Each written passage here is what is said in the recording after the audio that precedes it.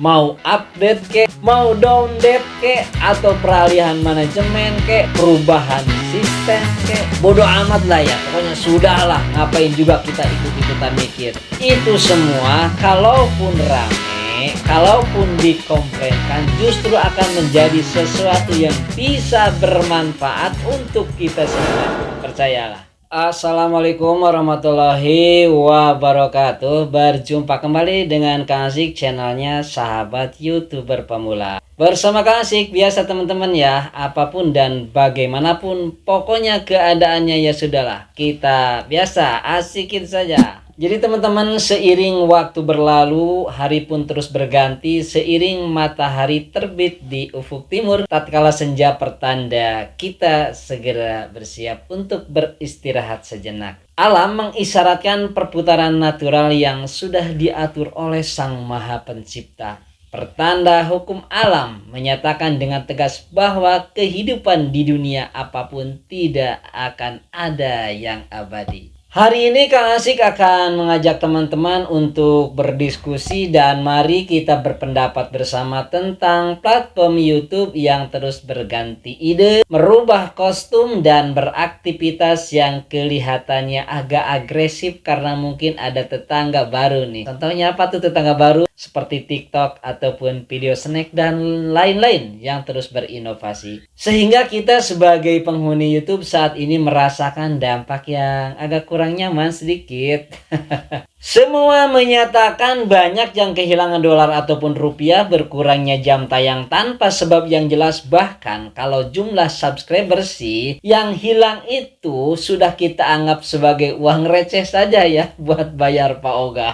Tapi bagaimana lagi, kita harus menyadari dengan hati yang sedalam-dalamnya bahwa kita singgah di platform YouTube ini mungkin cuma merantau dengan identitas berdomisili saja. Aduh, kayak KTP saja ya. Dengan bahasa tegasnya, kita ini di YouTube cuma nebeng doang. Segini pun ya sudah alhamdulillah ya teman-teman, kita jadi bisa berekspresi. Kalau dulu-dulu kan susah, ingin nongkrong di depan kamera seperti ini kemudian diketahui orang dengan mempublikasikannya. Nah kemana? Kita masuk TV kan susah ya.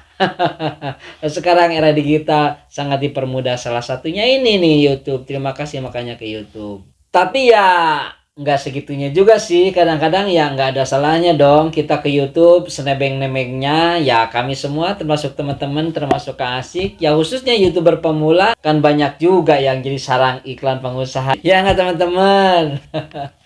Bagaimana ya teman-teman Kang Asik semua, apa kabarnya? Tentunya semua mudah-mudahan sehat. Mohon maaf tadi pembukaannya seperti agak puisi-puisi dikit gitu, atau goresan rasa yang saat ini seolah-olah sedang terjadi sesuatu. Aduh. Jadi soalnya nih ya teman-teman, sudah 3 hari ini ya, Kang Asik memperhatikan hiruk pikuk di dunia maya, khususnya di YouTube, seperti ada cerita sinetron yang selalu tak pernah berujung selesai, bersambung seperti itu ya. Manakala sponsor iklannya masih ada yang bersedia untuk berpartisipasi, kan biasanya begitu, nyambung terus. Ya, yang namanya cerita itu kan tergantung sutradara ya teman-teman. Cerita beralur dari skenario yang terus diciptakan dan direkayasa serta dikemas agar menarik tentunya, sesuai tema dengan berbagai peran yang akan dimainkannya. Kan seperti itu. Lah, kalau cerita tidak diciptakan konflik, kalau cerita tidak diciptakan kegaduhan, kalau cerita tidak diciptakan pertengkaran, kalau cerita tidak diciptakan sedih dan kebahagiaan, waduh makin rame nih ya.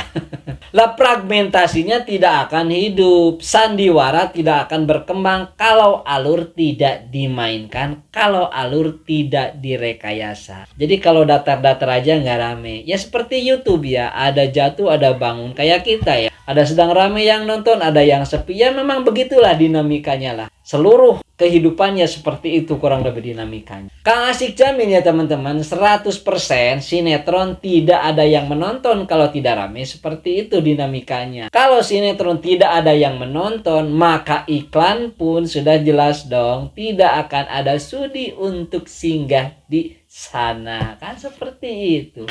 Jadi antara iklan dengan konten video, dengan suguhan film, dengan suguhan sandiwara, dengan suguhan cerita, itu adalah bersimbiosis. Jadi saling menguntungkan. Jadi teman-teman, keadaan ini yang sedang terjadi di platform YouTube beberapa hari ke belakang. Malahan sampai saat ini rasanya masih berlangsung ya. Sepi-sepi aja, nggak ada temen nih.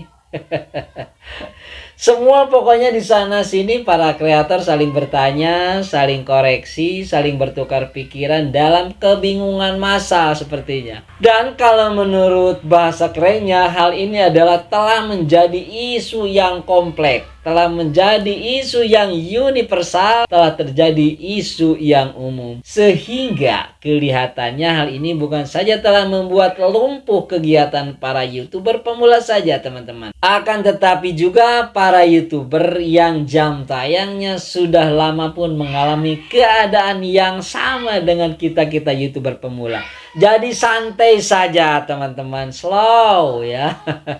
Sehingga khusus untuk para kreator pemula, para YouTuber pemula, keadaan dolar menurun, perolehan jam tayang sangat susah, keadaan jam tayang berkurang, pokoknya semua keluhan yang kini sedang terjadi secara umum sebetulnya nggak usah terlalu direspon. Mau update kek, mau downdate ke, atau peralihan manajemen ke, perubahan sistem ke, bodo amat lah ya, pokoknya sudahlah, ngapain juga kita ikut-ikutan mikir. Itu semua kalaupun rame, kalaupun dikomplainkan, justru akan menjadi sesuatu yang bisa bermanfaat untuk kita semua, percayalah. Loh kok bisa Kang Asik? Mengapa sih demikian? Jadi baiklah teman-teman, tadi Kang Asik bilang juga marilah kita berdiskusi, marilah kita bertukar pendapat, sharing ya di sini. Ini kan hanya pengamatan Kang Asik yang selama ini Kang Asik amati. Kang Asik sudah berapa hari ya nggak ngonten, udah 4 hari. Jadi memang badannya kurang fit teman-teman. Tapi lah, itu bukan suatu masalah kalau kita untuk konten selama kita masih bisa berbicara dan masih bisa mengungkapkan sesuatu yang ingin disampaikan lah ya, sampaikanlah ya sekuatnya. Jadi yang pertama nih, dengan adanya beberapa kendala mengenai dinamisasi YouTube, jadi maksud Kang Asik dinamisasi di sini adalah masalah yang beragam yang sedang terjadi saat ini maksudnya teman-teman. Jadi teman-teman bisa lihat sendiri reaksi atas kendala tersebut, diantaranya adalah kan banyak ya bermunculan konten kreator yang membahas tentang kendala tersebut. Berikut solusinya. Jadi masing-masing punya argumentasi ya enggak? Masing-masing punya alasan dan masing-masing punya ide untuk menyampaikannya. Jadi pokoknya rame lah. Dan tutorialnya, pembahasan ini walaupun sama ya misalnya judulnya ya mirip-mirip, akan tetapi teman-teman pasti akan berbeda dalam hal pembahasannya.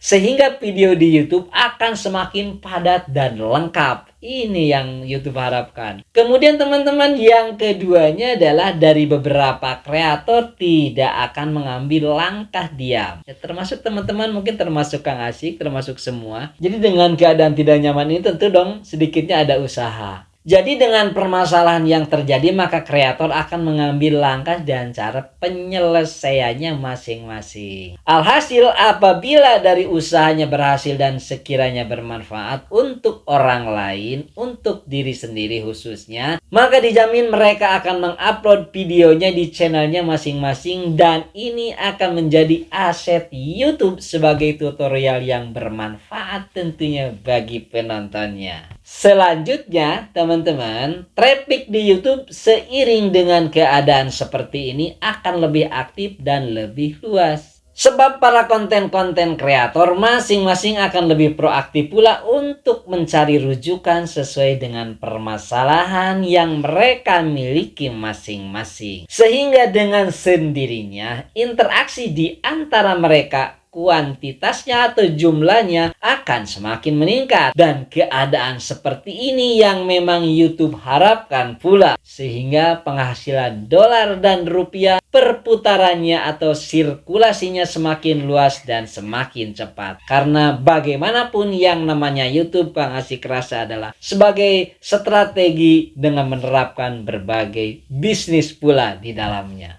Selanjutnya teman-teman, ketika kebijakan 500 subscriber dan 3000 jam tayang oleh YouTube diluncurkan bagi kreator untuk monetisasi, sebenarnya ini adalah seperti dua buah mata uang yang sama-sama dibutuhkan. Pertama, untuk membackup dan mengimbangi platform video tetangga yang tadi Kang Asik sebutkan ya, seperti TikTok atau Video Snack dan lain-lain, yang terlihat semakin kencang larinya untuk mengimbangi YouTube. Dan yang kedua teman-teman, kebijakan ini adalah untuk memacu semangat para kreator YouTube, khususnya bagi pemula yang belum monetisasi tetapi sudah mulai loyo. Kayaknya YouTube ngintip juga nih. Jadi dengan adanya kebijakan baru tadi, tahu sendiri kan teman-teman, jadi pada antusias lagi ingin mengejar yang 500 sub dan 3000 jam tayang. Selanjutnya teman-teman, dengan keadaan seperti ini sesungguhnya YouTube sudah biasa, dan ini adalah salah satu cara YouTube untuk menguji kualitas para konten kreatornya. Lah kita positif thinking saja teman-teman, sebab percuma juga andai kita negatif thinking sama YouTube sekalipun kita tidak akan bisa berbuat banyak. Ingat teman-teman, sekali lagi, di YouTube kita cuma nebeng dan gratis, itu harus kita akui. Yang beli cuma kuota doang kan, ya enggak? Ya, segini pun marilah kita bersyukur nikmat. Alhamdulillah sudah diberi lahan untuk terus membuat karya yang senantiasa dilihat oleh semua orang di mana saja. Artinya, YouTube itu sangat merindukan kreatornya yang handal. Bukan hanya kuantitas saja, akan tetapi juga yang diinginkan tentunya konten kreator yang berkualitas. Saya Kang Asik mohon pamit untuk undur diri, dan tentunya kita berjumpa di video berikutnya. Wallahu muwaffiq ila aqwamit thoriq. Assalamualaikum warahmatullahi wabarakatuh. Jos.